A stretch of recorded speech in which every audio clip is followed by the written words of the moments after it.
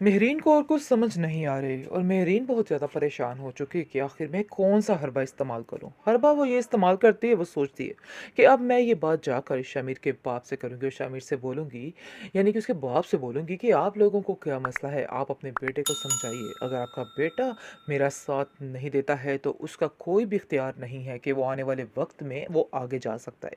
वो कभी भी आगे नहीं जाएगा क्योंकि वो जानता है कि हमारी पार्टी के साथ मिलकर ही वो सारी मंजिलें तय कर सकता है। आप बड़े अच्छे तरीके से इस बात को समझते हैं, जिसको सुनकर दाऊद कहता है कि तुम परेशान मत हो बेटा, तुम्हें बिल्कुल भी परेशान होने की ज़रूरत नहीं है। वो बिल्कुल बच्चा है और मैं समझ चुका हूँ कि तुम क्या कहना चाह रही हो, तुम्हारी हर चीज़ को मैं समझ रहा हूँ, इसलिए बिल्कुल भी परेशान नहीं होना है। मैं उसको समझाने की कोशिश करूँगा, बल्कि भरपूर कोशिश करूँगा और उसको समझाऊँगा और मुझे यकीन है कि वो मेरी बात ज़रूर मानेगा और तुम परेशान मत हो।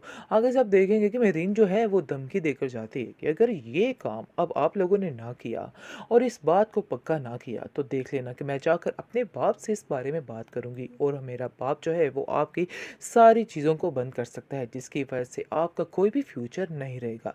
जिसको सुनकर शामिद का बाप काफ़ी परेशान हो जाता है क्योंकि कोई लालची इंसान है जिसकी वजह से लालच उसकी उभरती रहती है और वो ये कभी भी बर्दाश्त नहीं कर सकता है कि उसका फ्यूचर जो है ब्राइट ना हो और वो पीछे आ जाए, क्योंकि वो शमीर को बहुत आगे तक देखना चाहता है। लेकिन शमीर जो है वो सच को लेकर आगे चलना चाहता है, वो झूठ और इन धोखेबाजों को लेके आगे बिल्कुल भी नहीं बढ़ना चाहता है।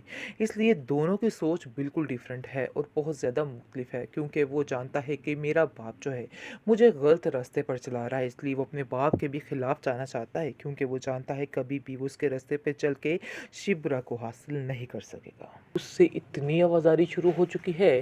खैर दोनों में काफ़ी ज़्यादा बातें चलती रहती है। सुकैना कहती है कि कोई ऐसी बात है जो आप लोग एक दूसरे को कहना चाहते हो लेकिन कह नहीं पा रहे हो, जिसको सुनकर शिप्रा कहती है तुम क्यों फजूल की बातें करती रहती हो, तुम्हें इस तरह कोई हक नहीं कि तुम फजूल बातें करती रहो। खैर इन सब बातों को छोड़ो और जाकर अपनी तैयारियों पर ध्यान दो, क्योंकि बहुत जल्द तुम्हारी रुखसती होने वाली है। शायद इस चीज़ का तुम्हें अंदाज़ा भी नहीं है, क्योंकि फूफो जान की कॉल आ चुकी है और उन्होंने कहा है कि वो रुखसती की तारीख लेने के लिए जल्द अज जल्द आएंगे।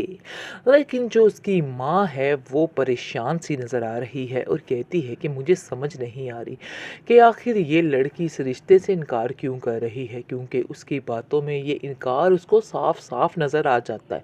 और वो कहती है कि शिप्रा आखिर तुम ऐसा क्या चाहती हो, क्यों तुम ऐसा कर रही हो, तुम्हें ऐसा हरगिज़ नहीं करना चाहिए।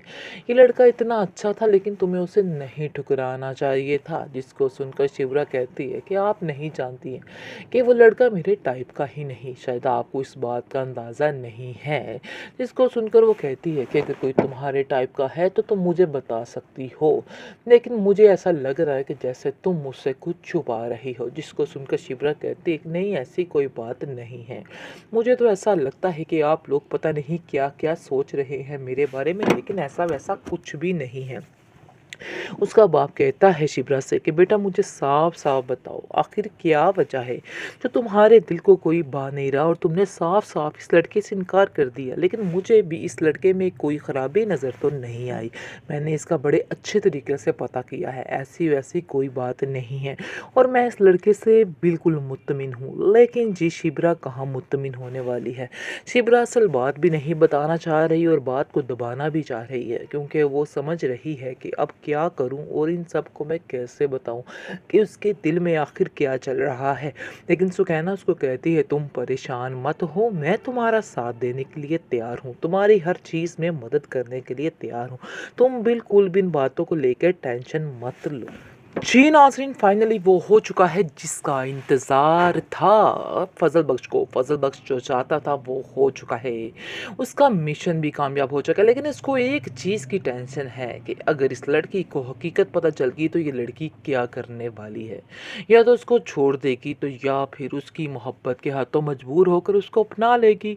कोई ना कोई तो उसको काम करना ही है। खैर आप देखेंगे काफ़ी ज़्यादा एक्साइटेड है और बात-बात पर दोनों एक-दूसरे को चिढ़ाने की कोशिश करते हैं, वो निम्रा का नाम लेके और वो उस लड़के का जिसका रिश्ता आया है। खैर एक आँख नहीं बाता है वो लड़का उसको शिब्रा को और वो अपनी बहन से कहती है कि मुझे बिल्कुल भी ये लड़का पसंद नहीं आया है। पता नहीं क्यों मेरे दिल को ये लड़का लग ही नहीं रहा।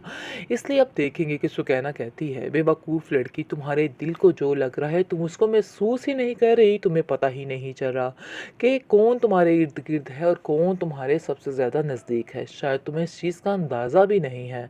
जिसको सुनकर आप देखेंगे कि वो कहती है कि मुझे अंदाज़ा तो हो रहा है लेकिन मैं खुद एक कश्मकश में हूँ। मुझे तो कुछ समझ नहीं आ रही कि आखिर मुझे क्या करना है और क्या नहीं करना है। आखिर काफ़ी ज़्यादा टेंशन में आ चुकी है ये लड़की क्योंकि उसको भी समझ नहीं आ रही और उसको ये चीज़ का अंदाज़ा नहीं हो रहा कि आखिर वो अपनी मोहब्बत का इज़हार किस तरह से फ़ज़ल बख्श से करे, कैसे उसे ये सारी बात कह दे। ख़ैर ये भी अब अनकरीब ही टाइम है और इसी एपिसोड में ये काम भी ख़त्म हो जाएगा। लेकिन फ़िलहाल तो देखेंगे जो रिश्ता आता है। फ़ज़ल बख्श जाकर कहता है कि मुझे तो भई एक तुम्हें बात सच बताऊँ शिब्रा वो लड़का बिल्कुल भी पसंद नहीं आया, तुम्हारे टाइप का तो वो था ही नहीं। आगे से आप देखेंगे कि शिब्रा कहती है तो मुझे तो उसमें कोई ख़राबी भी नज़र नहीं आई। आखिर तुम्हें ऐसी क्या उसमें बात नज़र आ गई कि तुम्हें उससे इतनी आवाज़ारी शुरू हो चुकी है? खैर दोनों में काफ़ी ज़्यादा बातें चलती रहती। सुकैना कहती है कि कोई ऐसी बात है जो आप लोग एक-दूसरे को कहना चाहते हो लेकिन कह नहीं पा रहे हो। जिसको सुनकर शिप्रा कहती है तुम क्यों फ़ज़ूल की बातें करती रहती हो? तुम्हें इस तरह कोई हक नहीं कि तुम फ़ज़ूल बातें करती रहो। खैर इन सब बातों को छोड़ो और जाकर अपनी तैयारियों पे ध्यान दो क्योंकि बहुत जल्द तुम्हारी रुखसती होने वाली है। शायद इस चीज़ का तुम्हें अंदाज़ा भी नहीं है। क्योंकि फूफो जान की कॉल आ चुकी है और उन्होंने कहा है कि वो रुखसती की तारीख लेने के लिए जल्द अज़ जल्द आएँगे। लेकिन जो उसकी माँ है वो परेशान सी नज़र आ रही है और कहती है कि मुझे समझ नहीं आ रही कि आखिर ये लड़की इस रिश्ते से इनकार क्यों कर रही है क्योंकि उसकी बातों में ये इनकार उसको साफ-साफ नज़र आ जाता है। और वो कहती है कि शिप्रा आखिर तुम ऐसा क्या चाहती हो? क्यों तुम ऐसा कर रही हो? तुम्हें ऐसा हरगिज़ नहीं करना चाहिए। ये लड़का इतना अच्छा था लेकिन तुम्हें उसे नहीं ठुकराना चाहिए था। जिसको सुनकर शिवरा कहती है कि आप नहीं जानती हैं कि वो लड़का मेरे टाइप का ही नहीं, शायद आपको इस बात का अंदाज़ा नहीं है। जिसको सुनकर वो कहती है कि अगर कोई तुम्हारे टाइप का है तो तुम मुझे बता सकती हो, लेकिन मुझे ऐसा लग रहा है कि जैसे तुम मुझसे कुछ छुपा रही हो। जिसको सुनकर शिवरा कहती है कि नहीं ऐसी कोई बात नहीं है, मुझे तो ऐसा लगता है कि आप लोग पता नहीं क्या-क्या सोच रहे हैं मेरे बारे में, लेकिन ऐसा-वैसा कुछ भी नहीं है। उसका बाप कहता है शिप्रा से कि बेटा मुझे साफ-साफ बताओ आखिर क्या वजह है जो तुम्हारे दिल को कोई भा नहीं रहा और तुमने साफ-साफ इस लड़के से इनकार कर दिया। लेकिन मुझे भी इस लड़के में कोई ख़राबी नज़र तो नहीं आई।